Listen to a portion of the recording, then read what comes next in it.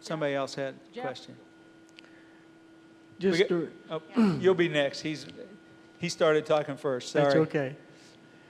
You talk about all these outside influences that are affecting our work and our contract.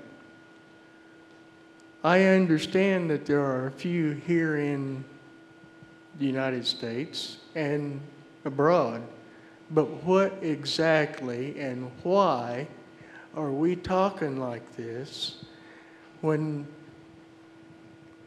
I don't understand where you're coming from? Because outside influences outside the country,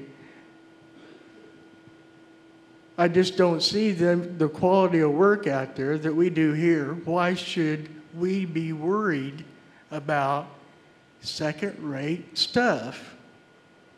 We are building the best. That stands up. We've shown you that. Are you pulling wool over our eyes like Boeing used to do and saying we got a lot of things out here affecting the way we do business? Or what is this? I'll be very, very frank. Our opinion on this point is a very secondary issue.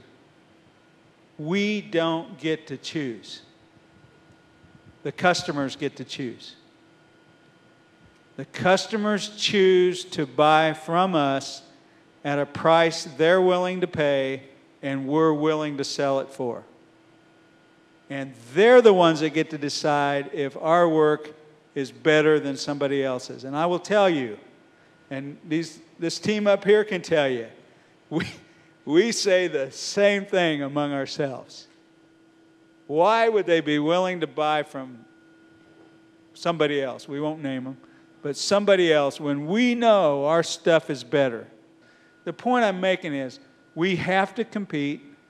Somebody other than us. If you look at the values, one of our values is market-driven. And what we're talking about here is being market-driven. The market decides. We don't get to decide. We don't get to say our quality is better than our competitors, therefore you should buy ours at a premium.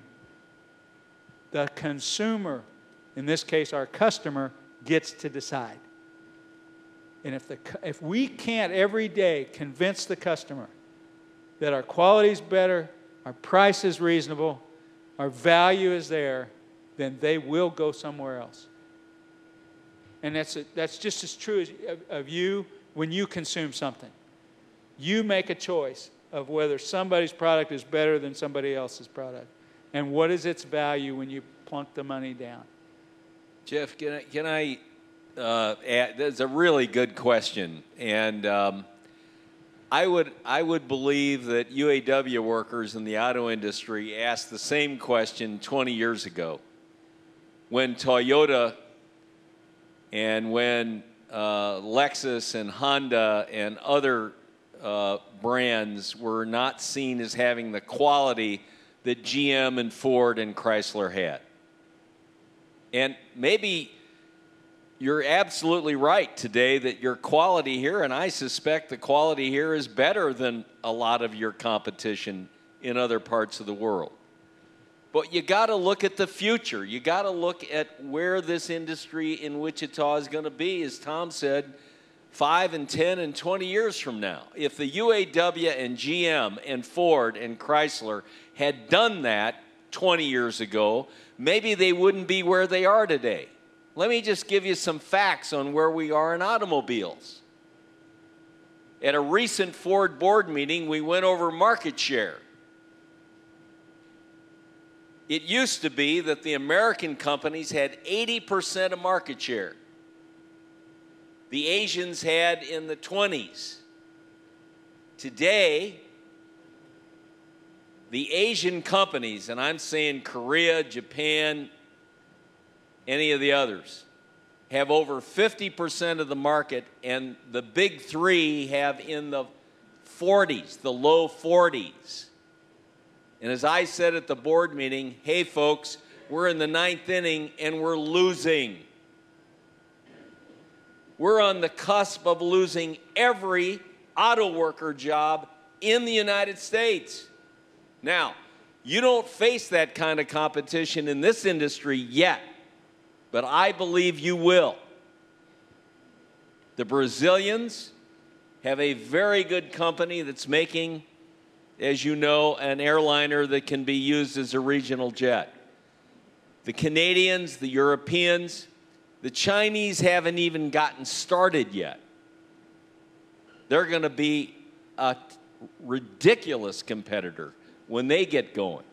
So we have to, as Jeff said, we have to look for what the success and the competence and the integrity of this company is 10 and 20 years from now.